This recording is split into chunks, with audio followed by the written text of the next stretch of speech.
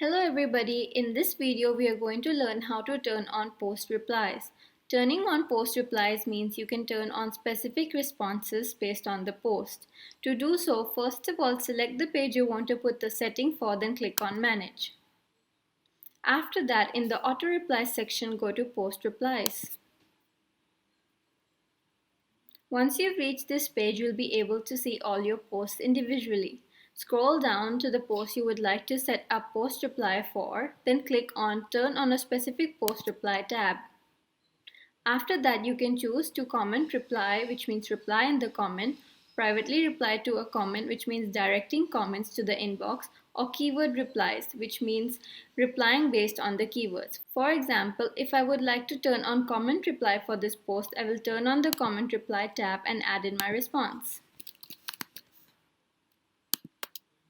After that, click anywhere on the page to save. Now, when a customer goes to your Facebook page and comments on the specific post,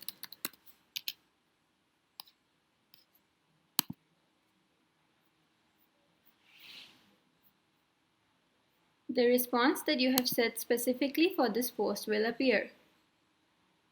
Thank you.